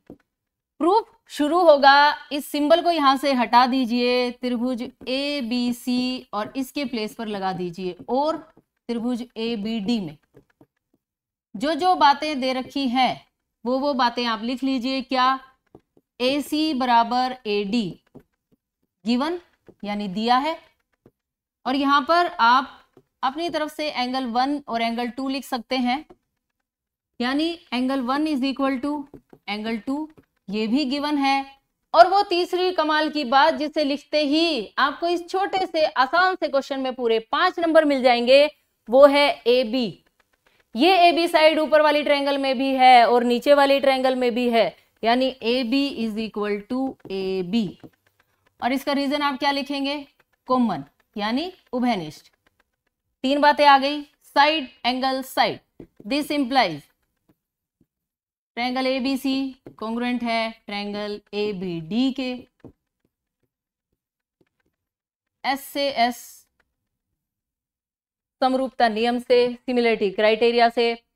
अब एक बात इसने और कही है, आप बीसी और बीडी के बारे में क्या कह सकते हैं? ये बीसी और ये बीडी, हम ये कह सकते हैं कि बीसी और बीडी इक्वल होंगे CPCT, corresponding parts of congruent triangles, पूरे 5 नंबर, बिल्कुल आराम से, है ना। तो इसी के साथ ये वाला क्वेश्चन फिनिश। नाउ अब हम आ गए हैं सेक्शन ई में, जिसके अंदर केस स्टडी के 4 क्वेश्चंस हैं, और डायग्राम देखकर तो आप खुश ही हो गए होंगे। हीरोन्स फॉर्मूला अगेन, पर गलती नहीं करेंगे अब की बार। पेरीमीटर ऑफ वॉल बताना है, इस दीवार का एरिया। अब की बार हम साइड्स ध्यान से लिखेंगे, 122, 22 और 120। ओके, ये फर्स्ट पार्ट है। एक दीवार की भुजाएं हमें दे रखी हैं और हमसे इसका पेरीमीटर पूछा गया है, यानी परिमाप। तो हम इन्हें आराम से ऐड कर लेते हैं। चलिए ऐड करेंगे। 264, ओके। साइड्स की यूनिट है मीटर। ये first part finish. Now second part में write down the Heron's formula, ये भी हमें आता है, S S minus A, S minus B, S minus C, okay. और ये हो गया अंडर रूट। इस तरफ आप लिख देना एरिया ऑफ ट्रायंगल, त्रिभुज का क्षेत्रफल, ये हो गया। Second, area of triangular wall, ये जो दीवार है जिसकी भुजाएं हमें दे रखी हैं, हमें इसका एरिया फाइंड करना है। तो ये रूल हम अप्लाई करेंगे। तो चलिए ढूंढ के लाते हैं सारी चीजें। हमें क्या क्या चाहिए? हमें चाहिए S A B C, A B C तो है, एस को ढूंढ के लाते हैं। एस क्या आएगा? 264 का हाफ। पेरीमीटर अभी हमने कैलकुलेट किया था, 132 मीटर। हम कर रहे हैं अब थर्ड पार्ट, और एरिया के लिए हम क्या लिखेंगे? S, S minus A, S minus B, S minus C का अंडर रूट। एस की वैल्यू लिखी, हाँ जी। साइड्स ध्यान से, 122, ओके, 22 और 120। चलिए करते हैं सबट्रैक्ट। 132 माइनस 122 10, सिर्फ 22 माइनस होगा 110, और यहां से 120 माइनस होगा 2 और 1 अंडर रूट। 132 को क्या लिख सकते हैं? 11 इंटू 12। 10 को कुछ ना लिखना, 110 को लिख देना 11 इंटू 10, और इस 12 को भी कुछ मत लिखना, क्योंकि मुझे दिख रहा है आगे एक और 12 है। 10 और 10 का पेयर हो गया, 11 और 11 का हो गया। तो इट मीन्स इनमें से टर्म्स बाहर आ जाएंगी। जो भी टर्म 2 बार लिखी हुई है, हम उन्हें 1 बार लिखेंगे और बाहर लिख देंगे। यानी area will be 11 into 12 into 10, 1320 square metre. Okay, तो ये आ गया area of triangular wall. 4 marks का क्वेश्चन फिनिश। लेकिन चॉइस में हमारे पास ये एक और क्वेश्चन दे रखा है, जो कोई भी बच्चा नहीं करेगा, क्योंकि ये तीनों ही उसको बहुत इजी लगे। लेकिन मुझे तो ये क्वेश्चन करवाना ही है। देख लीजिए आप भी, अगर कंपनी इसकी एक दीवार को 1680 स्क्वायर मीटर, इतना एरिया 3 महीने के लिए अगर वो किराए पे ले, तो उसे कितने पैसे देने पड़ेंगे? चलिए देखते हैं। कॉस्ट हमें कैलकुलेट करना है। हमें दे रखा है 5000 per square metre per year. Per year का मतलब होता है 12 महीने का 1 स्क्वायर मीटर का किराया। ये हमें गिवन है 5000 और हमें कैलकुलेट किसका करना है? 3 महीने के लिए। एरिया भी गिवन है 1680। तो चलिए कैलकुलेट करते हैं। सबसे पहले आप 1 महीने का किराया, 1 महीने का 1 स्क्वायर मीटर का ही किराया कैलकुलेट कर लीजिए। 5000 डिवाइडेड बाय 12। और अब देखिए ध्यान से, महीने बढ़ गए हैं, 3 महीने तक के लिए किराए पर चाहिए 3 महीने का, और एरिया भी इंक्रीज हो गया। 1680 स्क्वायर मीटर का किराया कैसे बनेगा? ज्यादा के लिए क्या किया जाता है? मल्टीप्लाई। तो 5000 डिवाइडेड बाय 12, 3 मंथ्स, 3 की मल्टीप्लाई, एरिया भी इंक्रीज हो गया 1680। 12 से काट देते हैं, 140 पर कट जाएगा। 0 गिन लीजिए पहले, 1 2 3 4, 1 2 3 4। अब बचा 14, 3 और 5। ओके, 5 3 जा 15, 15 और 14 की मल्टीप्लाई कर लाते हैं।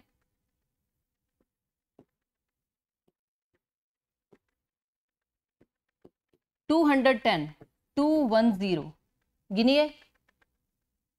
अरे ये तो कोई पैसे वैसों में खर्चा नहीं है, ये तो सीधा लाखों में है।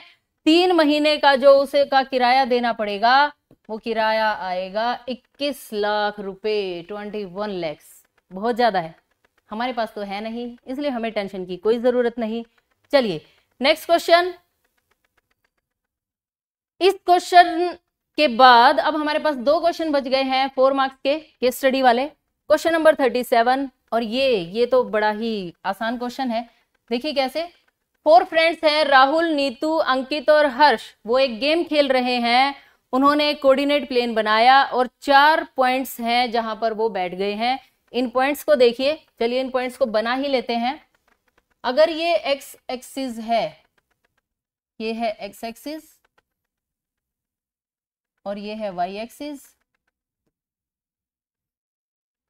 ओके, अब देखिए पॉइंट्स कौन कौन से हैं। राहुल 2 4, 2 4 का मतलब है x की वैल्यू 2 और y की वैल्यू 4, 1 2 3 4। इस तरफ हम -1 -2 लिख देते हैं। 1 2 1 2 3 4, ये x एक्सिस है, ये है y एक्सिस, और यहां पर हैं y के नेगेटिव्स, -1 -2 -3 और -4। चलिए राहुल की पोजीशन देखिए, 2 4, ये 2 और ये 4। यहां पर है राहुल, इसको हम r से ही दिखा देते हैं, r है 2 4। चलिए अब आगे है नीतू, -2 4, x का -2 यहां, y का 4 यहां। ये है नीतू के लिए n -2 4। ओके, नाउ दोनों ही नंबर माइनस के, -2 और -4। यहां पर बैठा है अंकित, इसको हम दिखा देते हैं a से, -2 -4। और जो 4th फ्रेंड है हर्ष, वो है 2 -4 पर, ये 2 और ये -4। यहां पर कौन है? हर्ष, h 2 -4। ओके, ये 4 दोस्त हैं, इस तरह से ये गेम खेल रहे हैं। बस इतनी सी बात हमें पता है, और अब हमें इसके ऊपर बेस्ड कुछ क्वेश्चंस के आंसर देने हैं। राहुल और नीतू के बीच का डिस्टेंस हमें बताना है। यहां से 2 सेंटीमीटर और यहां से 2 सेंटीमीटर, 4 यूनिट्स हैं राहुल और नीतू के बीच की दूरी। ये आ गया फर्स्ट पार्ट का आंसर। राहुल और नीतू के बीच की दूरी 2 सेंटीमीटर यहां तक, और यहां तक 2 2 + 2 4। सेकेंड पार्ट है, अंकित कौन से चतुर्थांश में है? अंकित यहां है, ये फर्स्ट क्वाड्रेंट होता है, ये सेकेंड, ये थर्ड और ये फोर्थ। तो सेकेंड पार्ट का आंसर क्या आ गया कि वो तीसरे चतुर्थांश में बैठा है। थर्ड पार्ट में, चारों मित्रों के स्थानों को क्रम से मिलाने पर कौन सी आकृति बनती है? तो मिला देते हैं हम इन चारों पॉइंट्स को, इसको इससे, फिर ये और ये स्ट्रेट लाइन आएगी, ये बन गई आयत। ओके, आयत बन गई। और अब इस क्वेश्चन की चॉइस में हमारे पास क्या क्वेश्चन है, चारों मित्रों के स्थान को मिलाने से जो आकृति बनी उसका एरिया फाइंड कीजिए।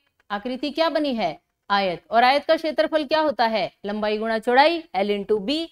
लेंथ और ब्रेथ क्या क्या है, यहां से यहां तक तो 4 यूनिट्स है। अब आप देखिए, आप सेंटर से 4 पॉइंट तक गए, यहां सेंटर से -4 तक आए, 4 + 4 8, तो लेंथ को आप 8 यूनिट्स मान लें, ब्रेथ को आप मान लें 4 यूनिट्स, तो एरिया क्या आ जाएगा, एरिया विल बी 8 4 जा 32 square units. L into B हमने रूल लगा दिया है, दोनों की मल्टीप्लाई। और ये वाला केस स्टडी का question finish. Now next question, बिल्कुल इजी क्वेश्चन है। देखिए ग्राफ का, राज्य विधानसभा चुनाव के नतीजों में विभिन्न राजनीतिक दलों द्वारा जीती गई सीटें बता रखी हैं। ये टेबल क्या आपको इसमें लिखी हुई एंट्रीज दिखाई दे रही हैं, ABCDEF। यहां लिखा है 75, 55, 37, 29, 10 और 37। ओके, चलिए क्वेश्चन नंबर 1, कौन सी पॉलिटिकल पार्टी ने सबसे ज्यादा सीटें जीती, सबसे बड़ा नंबर कौन सा है, ये वाला, यानी ए, इसका आंसर हो गया। सेकंड, किसने सबसे कम सीटें जीती, सबसे कम कहां है, सबसे कम है यहां, यानी ई। और थर्ड क्वेश्चन है, हमें इसका ग्राफ बनाना है, बार ग्राफ बनाना है इन रिजल्ट को शो करने के लिए। तो कोई मुश्किल क्वेश्चन नहीं है, आप एक्स एक्सिस बनाएं, वाई एक्सिस बनाएं, एक तरफ आप लिखेंगे राजनीतिक दल और एक तरफ आप लिखेंगे सीटें जीती, यानी ये है वाई एक्सिस। अंडरस्टैंड। ए के पास 75 सीट्स आई हैं, यहां पर आप ए लिखेंगे और कहां तक जाएंगे, 75 तक, जो 70 और 80 के बीच में होगा, यहां तक 70 और 80 के बीच में। अब हम इन्हें मिला देंगे, ये आ गया 75। यहां पर आप लिख दे 75 और यहां आपने ए लिख दिया है। नाउ बी के लिए 55, 55 के लिए आप क्या करेंगे, 50 और 60 के बीच में, यहां तक आपका ग्राफ जाएगा 50 और 60। ओके, और यहां पर आप क्या लिखेंगे, 55। नाउ थर्ड वन इज 37, सी के लिए 37, 37 जाएगा 40 से थोड़ा सा नीचे, और यहां आप लिख देंगे 37, ये बी के लिए, ये सी पार्टी के लिए, और डी के लिए है 29। 29 के लिए आपको बस सिर्फ 30 तक ही जाना पड़ेगा, 30 से बिल्कुल एक स्टेप नीचे, और आप यहां लिख देंगे 29, और ये है डी पार्टी। ई के लिए है 10, 10 तो बिल्कुल ही आपका फर्स्ट बस यहीं तक रह जाएगा, ये आ गया 10 ई के लिए। और एफ के लिए है 37, 37 के लिए आपको अगेन, पहले भी एक पार्टी ने 37 सीट्स जीती हैं, तो इन दोनों का लेवल इक्वल रहेगा, यहाँ 37 और यहाँ पर पार्टी आ गई एफ। और ये ग्राफ है आपका 2 मार्क्स का, और ये पेपर फिनिश। ये सारा सैंपल पेपर आपने सिंगल एक ही शॉट में कर लिया है, एक ही वीडियो में कर लिया है। आज की रात आप आराम से सो जाएंगे, टाइम से सो जाएंगे, सुबह आप जल्दी उठेंगे, सारे फॉर्मूले रिवाइज करेंगे, और जो थ्योरम्स हैं उनके प्रूफ को एक बार थोड़ा सा देख लेना। Stay calm and confident. Good luck to all. बहुत अच्छा पेपर करके आना है आपको। Thanks for watching. Bye bye, take care.